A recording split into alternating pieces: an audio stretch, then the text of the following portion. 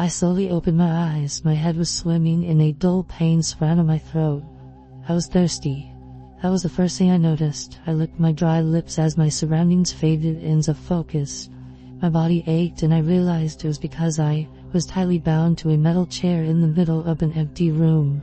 The barren concrete walls were stained and dirty. The floor beneath my bare feet was cold and slightly wet. A single bulb lit the room, dangling from the ceiling by a string. It cast moving shadows and I blinked back darkness. An open door stood before me, but I couldn't see anything but the wall of a hallway. I tried to clear my head, tried to remember how I got here.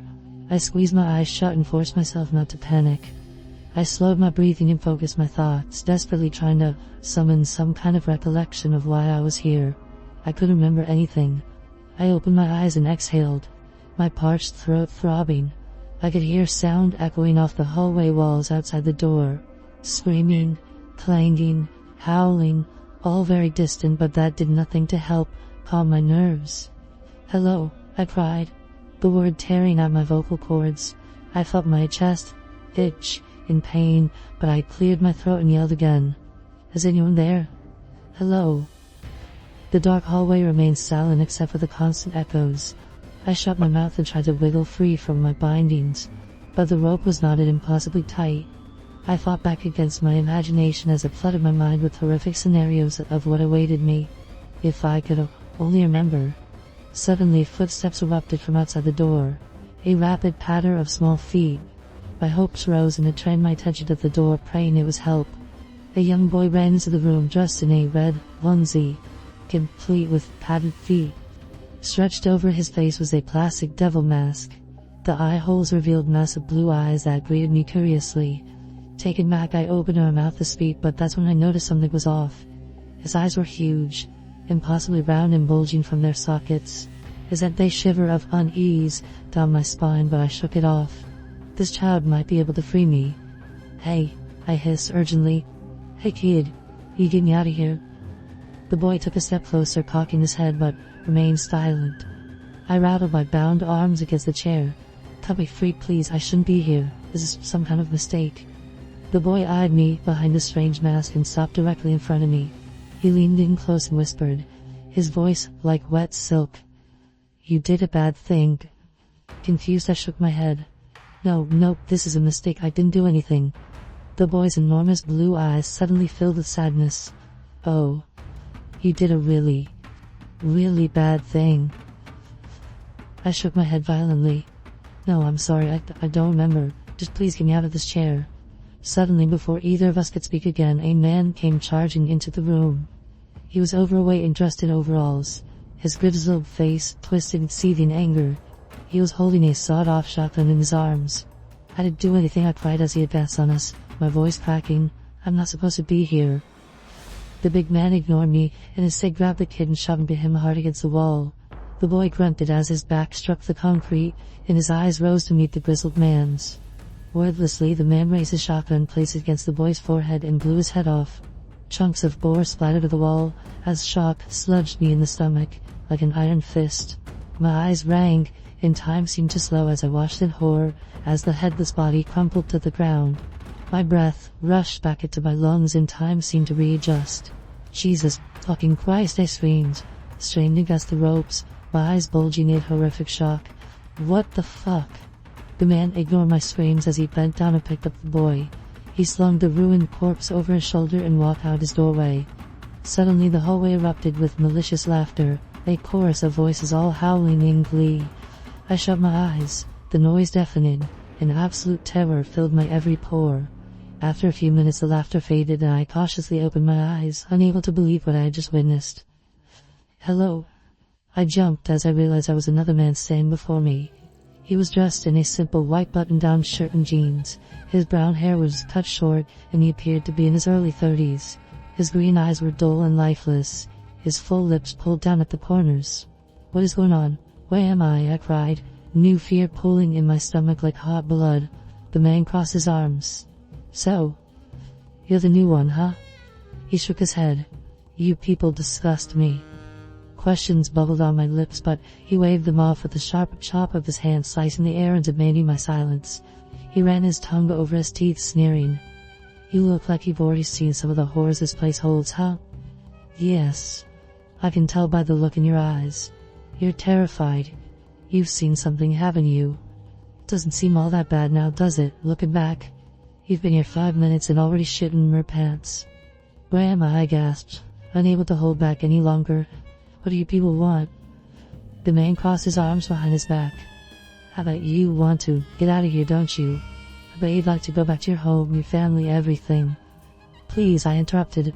Whatever I did to you, I'm sorry. I really am, but I don't remember. The man rolled his eyes. You didn't do anything to me. You did it to yourself. You really don't remember anything. I shook my head and felt tears brimming in my eyes, liquid fear. The man looked at me with contempt. You waited until your wife left for work and then you went out to the woodshed and hung yourself. You're dead. The recent memory rose in my mind like a monster from a bog. My eyes went wide, as much as I wanted to deny it. He was right. I had caved myself. The incident tore through my brain like a bullet train and left me reeling.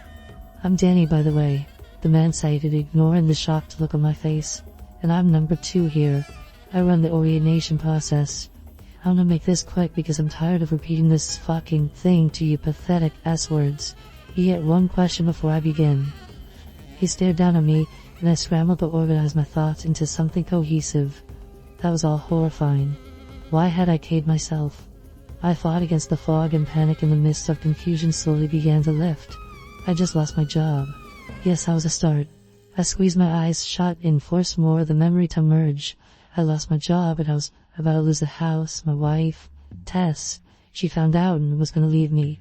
I didn't have any way out, didn't have any options. Getting fired had come out of the blue and I didn't have much in savings. I was broke, soon be homeless, and my wife hated me for it. There was something else. Yes, that's right. She'd been cheating on me. I'd seen texts on her phone while she slept one night and I confirmed my suspicions. My life had degraded to shit and I'd run out of my options.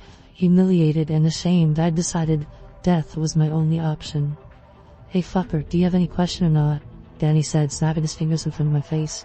I was sucked back into reality and I asked the only question that mattered. Is this hell? Danny snorted. That's always what people asked. He began to pace back and forth in front of me. No. This is not hell. It's not heaven either. This is the Black Farm. And no, I didn't name it. This is where God sends the souls who have ended their own life. S-words. You see, he doesn't really know what to do with you, and neither does the devil. They're genuinely good people who K themselves. Seems cruel to banish them to hell for all of eternity for a moment of weakness, right? Personally, I think God and the devil were just tired of arguing about it. And so, they sent them here, to the Black Farm. Did God create this place? I asked, growling more and more confused. Danny spit on the floor, chuckling. Sure, at some point, but he lost control of it when he put the pig in charge. What's the pig? I asked, unsure. I wanted to know the answer. Danny held up his hand, annoyed. Can I fucking finish? God created this place eons ago, put the pig in charge, and then forgot about it for a while. Well, when his back was turned, the pig decided to use his new powers to try and create his own little world. This mess you see around you is the fractured remains of that experiment. The Black Farm used to be a lot nicer, but the pig wanted things to be different. He wanted to create his own vision. These people you see, these monsters, they are the pig's attempts to creating functioning life instead of mirroring God's earth. These mutated, horrible creations are full of sin and hatred. They run rampant here, unabashed. This place is chaos. The Black Farm is a circus of freaks and monsters, and it's your eternity. Fear boiled in my gut like thick oil. No, this couldn't be the end. I didn't believe in stuff like this. This wasn't real. I'd wake up soon and realize I was just having a nightmare. That had to be it. Danny stood before me and lightly slapped my face. Hey, don't get into hysterics on me. I haven't finished yet. I raised my teary eyes to meet his. Danny smiled. You can always feed the pig. My breath pushed from my lungs like burning steam. What does that mean? Danny spread his hands, still smiling. It's as simple as that. Feed the pig. If you do so, there's a chance he'll send you back to your life. And what happens if it doesn't? I bumbled. You get sent to hell, so flip a coin if you have one. Stay here with us or feed the pig. If you choose to stay, I'll let you go. I'll let you go out there, he said, pointing towards the door. But let me assure you, what awaits you at the end of the hallway, well, let's just say that hell isn't that much worse. I swallowed hard, trying my best to digest everything. Why wouldn't I try feeding the pig? Whatever that meant, if there was even a sliver of hope, I would take it. An eternity of this place, the Black Farm, be sent to hell, or refeed the pig. I would do anything for a chance to go back. This nightmare made my problems seem nothing in comparison. Danny raised a hand before I could speak. I'll let you think on it for a while. I'll be back later. I want to feed the pig, I cried, not wanting to spend another second in this awful room. I could hear a woman screaming down the hallway, her cries rising as something meaty pounding her. My breath came in sharp pulls and my throat burned. Danny noticed the noise and grinned. Sounds pretty bad, huh? He said softly as the woman's voice creaked with agony. Something was still slamming into her, the sound of beaten flesh igniting my imagination with horrors. Please, I gasped, breathlessly. Just let me feed the pig. I don't want to stay here any longer. Danny turned away from me. I'll be back later. Enjoy your time alone. Really, think about your situation. Weigh your options and remember, you put yourself here. And with that he was gone, leaving me in the dim room. Tears streamed down my face. The woman didn't stop screaming for hours. At some point I fell into a semi-sleep. The darkness in the room seemed to press in on me, and my eyes fluttered shut. My body ached and my throat was a halo of fire. Thirst racked my windpipe like sharp glass. My lips felt like crumpled paper. My head thundered like a drum. The room swam in and out of focus and my mind drifted towards the horrific sounds that never ended. I was lost in a haze, unaware that something was sliding into the room, until I felt a sharp prick on my big toe. I jolted out of my daze as my bare foot ignited with pain. I screamed and tried to move, but my bindings held me tight. The room rushed back into focus and I blinked in agony as I felt blood trickle between my toes. I looked down for the source of pain, and I felt a scream plop my throat. Staring up at me was an armless man. He slithered on the floor like a worm, his bald head scabbed and filthy. His legs were wrapped together in barbed wire, forcing him to wriggle his body to move. His eyes were lidless and wide, two bloodshot white orbs that stared up at me with hungry intensity. His teeth had been removed and replaced with long screws which jutted from his bleeding gums, like a broken rock formation. Around his neck was a chain leash which I followed across the floor to the open door. The end of the leash was held by a tall, naked man. His body was hairless and flabby, covered in similar scabs like his pet. A dirty bag was pulled over his head that hid his features except for a single red eye that peeked out at me from a crude cut in the cloth. He stared at me and groped his engorged P-word, his breath heavy and labored as the armless man wriggled towards me again. His master started to M-word. I screamed as the screw filled my mouth and bit me again, and my cries seemed to stimulate the naked man even more. Get off me, stop it, I screamed, horrified. I tried to kick at the man, doing my best to avoid his sharp metal teeth. I brought my heel down on his head and he screamed as his face bounced off the floor. A moan of pleasure escaped the bagged man's mouth, and I turned away as a mist of black sprayed out on the floor. There was a rattle of chains and I turned back to see the two of them leaving, the armless man dragged by his neck out the door. I looked at where the bagged man had E-word and saw a puddle of dead ants. I vomited onto myself thick chunky curtains of bile and slime. Get me out of here, I screamed, strands of puke running down my chin. I don't belong here. I listened to the two men retreat down the hallway, the clank of chains accompanied by the sound of flesh being dragged onto the concrete. I screamed again, but I knew no one was going to help me. I spit a wad of phlegm and bile onto the floor, ridding my mouth of its soreness. I forced myself to calm down. It wasn't easy. After some time I heard someone else approaching. I'd been in a miserable lull, my mind a blank canvas of dark despair, but the noise roused me from my trance-like state. The muscles in my arms burned from being restrained for so long, and I shifted them desperately, trying my best to prepare myself for whatever horror was about to walk through the door. Footsteps drew closer, and then a woman walked into the room. She stopped at the doorway and looked at me. One of her eyes was missing, a dark, cavernous hole in her skull. Her hair was ratty and wild, a brown tangle like a forgotten nest. Her skin was pale and filthy, and she was dressed in rags. I couldn't tell how old she was, but there was maturity in her one good eye. Still thinking, she asked, her voice coarse and brittle. What? She took a step closer. Are you still deciding whether you're gonna feed the pig or not? I looked at her cautiously. Yeah, I am. Who are you? What do you want? I was once where you are now, she said, trying to decide my fate. I couldn't believe that this was what happened after we die. It wasn't what I thought. Religion didn't warn me about this place. I tested my bindings again before asking. You paid yourself too? You're a person like me? You're not one of those creations. She snorted. Breaks my heart you have to ask, though. She touched the hole where her eye should have been. Though I can understand her caution. Yeah, I'm the S-word. I've been here a long time. But that was my choice. I decided to chance it here. I mentioned with my head towards the door. What's out there? What is all this? She exhaled heavily and leaned against the wall. I can't even begin to describe this place. It's like nothing you've ever seen. You walk down that hallway and go out and into it, and she swallowed. You have to see it to understand. How bad is it? Why are all these mutated people hurting and killing each other? I asked. She let her head loll back against the wall. It would take years for you to fully understand this place, years you don't have. Right now you have to make a decision. Stay or feed the pig.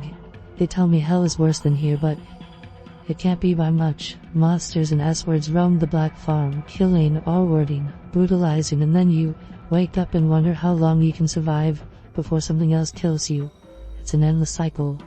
So why did you stay? I pressed. Why didn't you feed the pig?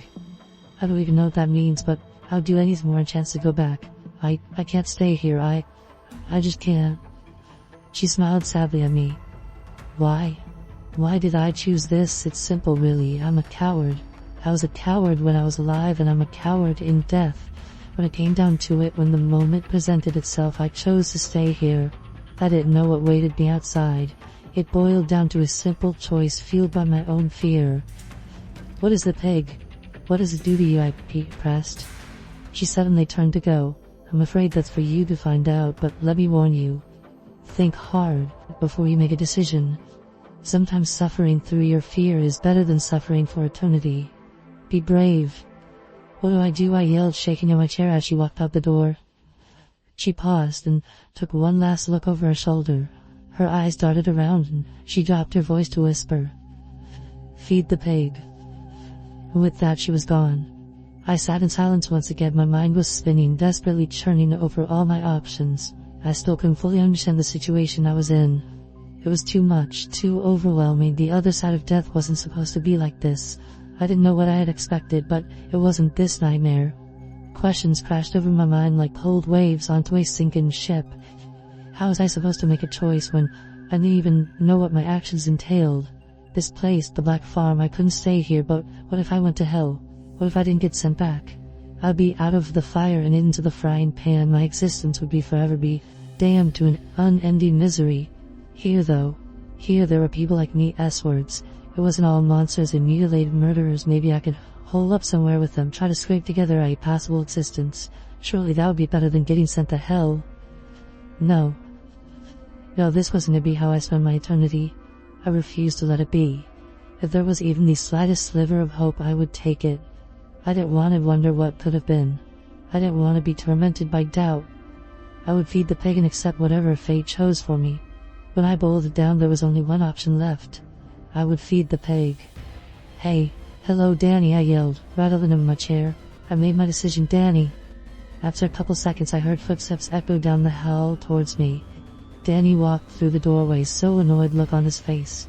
I made my choice, I said. I'm gonna feed the pig. Sounds like you've really thought a lot about it since I left you, Danny said sarcastically. I licked my lips. You'd do the same thing if you were in my place. Danny walked behind me. I was in your place once and I chose differently. My eyes widened and then Danny wrapped my entire head with a strip of thin cloth, binding me. I sucked in as much air as I could, but each lung felt empty. I felt Danny cut me free from the chair and my body sighed as my stiff muscles were released. I rolled my shoulders as my hands were released and I moaned with relief. I dug my fingers into my back and I stretched, my bones creaking.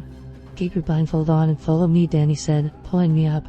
My legs shook as I put weight on them, my thighs trembling after the long cemented position. I groped blindly in front of me and found Danny's shoulder. I rested my hand on it and he walked us out of the room. As we entered the hallway, I could suddenly hear sounds I hadn't before. The clank of metal, a long fleshy tearing noise, something vomiting. These sounds sprang to life in my ears, painting the darkness before my eyes with imaginary scenes of horror. I gripped Danny's shoulder tighter, stumbling behind him, my heart thundering. I heard something trailing behind us, but Danny didn't seem to notice. Or if he did, he didn't care. Flesh slapped the concrete mere inches behind me, and I suddenly felt hot breath on my neck and the click of a wet tongue against gums. My breathing became even more labored, as fear choked me. "Going in yet to feed the pig, are ya?" something whispered in my ear. I felt something press against the back of my head, and I tried not to think about what it might be. It was wet and slimy, and I heard the thing chuckle. "He's a hungry pig. He makes sure he gets his meal now." The thing whispered again, its voice low and unlike anything I'd ever heard before. It was like a series of grunts and moans jumbled together to form broken words. To my relief, I heard the thing retreat back to wherever it came from, and I continued to follow Danny. He remained silent as we walked, and I could feel shifts in my air. The thick heat gave way to a cooler, almost pleasant temperature, but then it kept decreasing, and soon I was shivering violently against the cold.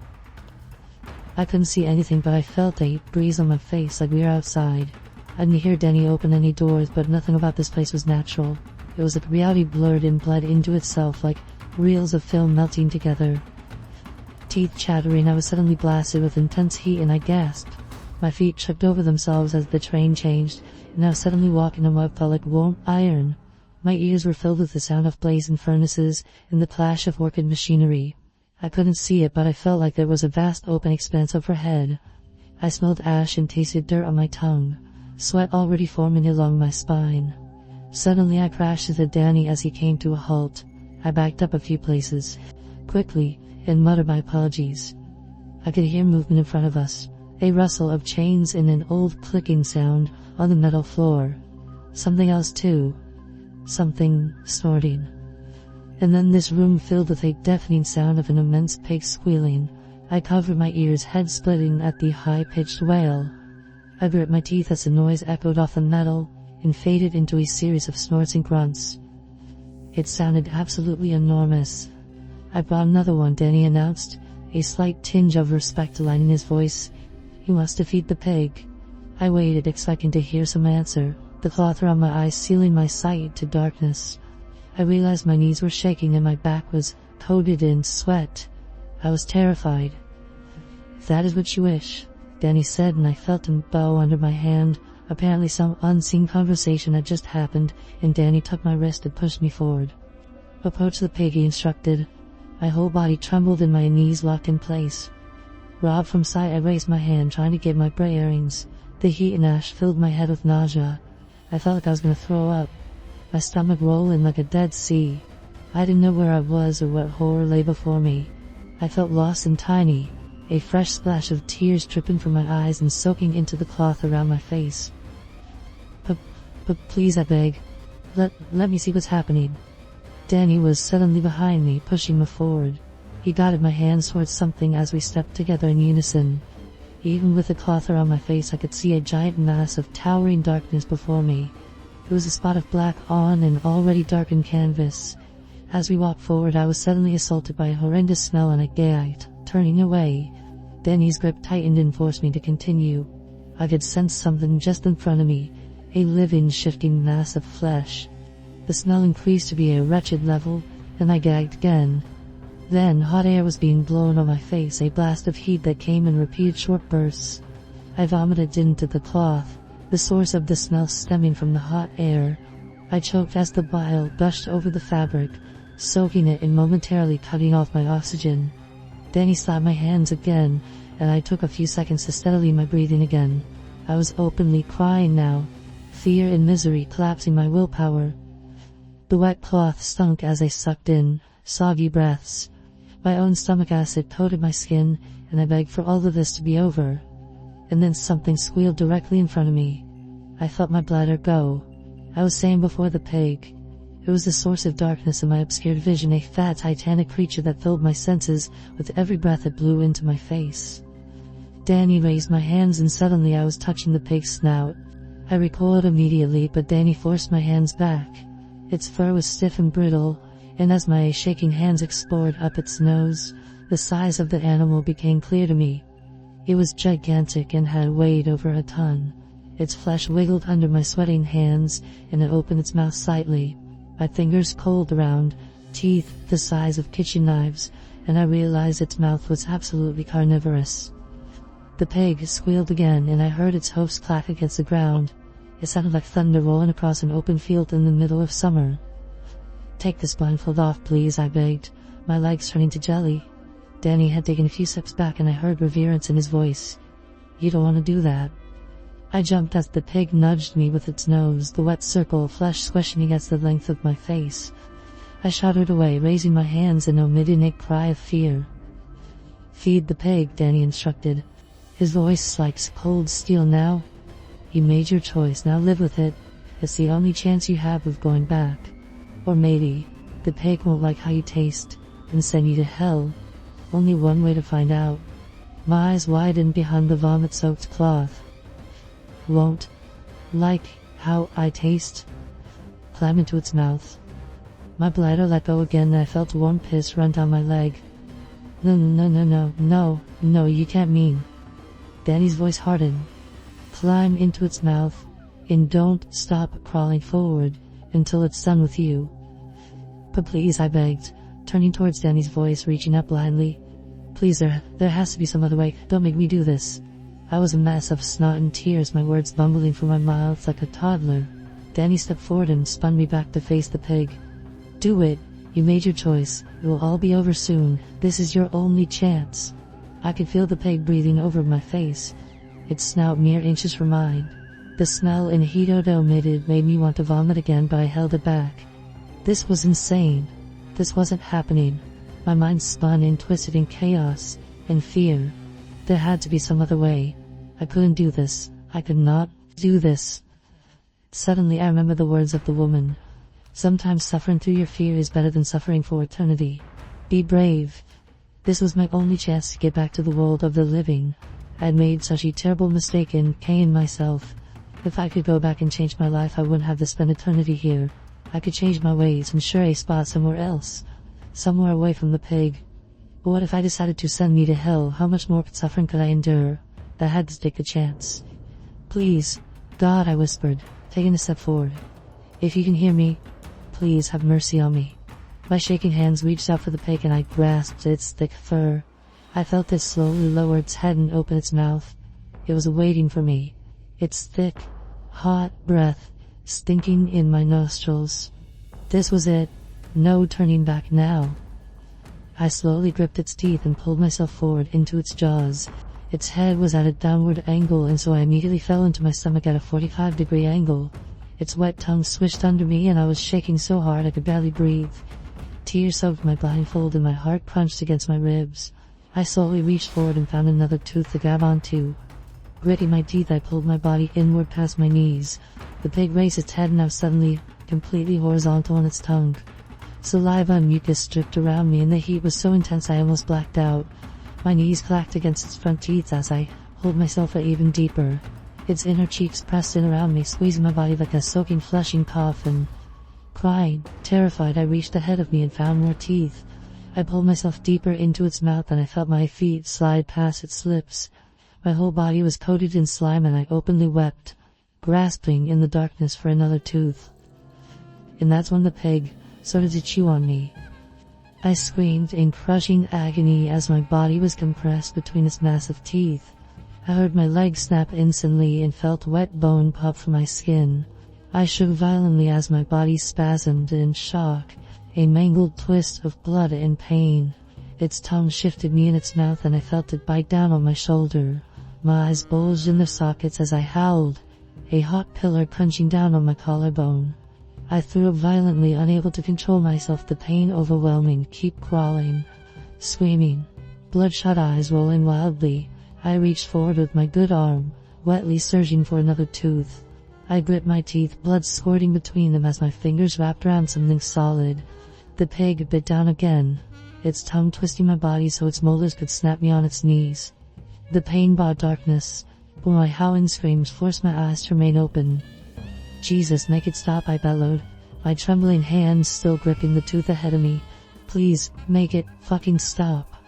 I ground my teeth together so hard they cracked, screaming as I slowly pulled my body deeper into the mouth. Something was changing. The tight walls of its throat squeezed my head and I realized I was almost through. Come on, you motherfucker. Come on, I begged, vocal cords cracking. I reached ahead of me and grabbed onto a thick wad of flesh. My hand felt like it was splitting and the pig bit down on me again. I gasped, blood exploding from my mouth and a great gush of red. It had pierced through my stomach, obliterating my insides like bloated noodles. Darkness rushed in on me, and I was in too much shock to even scream. With the last of my strength, right as the blackness took me, I pulled myself forward one last time and felt myself slide down its throat. Darkness, falling, screaming. I was screaming. Heat so intense I thought I would melt. Clanging. Something was hammering on metal. Colors and images flew past me so quickly I could only make out their shape. Blood poured into my eyes. I felt like I would keep falling forever. Suddenly my eyes snapped open and I was falling, my breath rushing back into my lungs in a great wave of purity. My face bounced off wood floor and I cried out as I felt my nose break. I tasted blood and saw stars. I stopped falling. There was a ring of burning fire around my throat and I felt impossibly thirsty. I was lying on the floor. I slowly opened my eyes again and then the darkness began to fade like morning mist under a hot sun. Colors blended together and shapes came into focus. I was in my woodshed. I reached up around my throat and grasped at the source of the heat. It was the rope I had hung myself with, but now it was severed, releasing me from the grip of death. Relief rolled over me in overwhelming waves of thanks. I curled up on the floor and sobbed, tears dripping from my eyes onto the dirty floor. My body shook, unbroken, as I wept. Wet hoarse cries rising from my quivering lips. I had been spared. I was alive again. From my spot on the floor I turned my eyes upward, my voice crackling. Thank you, God, oh thank you. I fell into another fit of uncontrollable sobbing. I promise I won't waste my life again. I promise I'll make things right. I'll fix everything.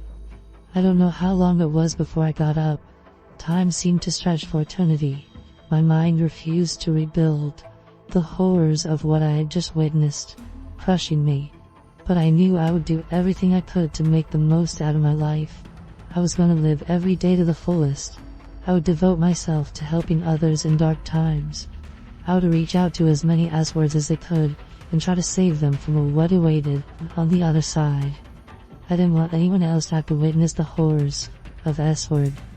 I didn't want anyone else to have to feed the pig.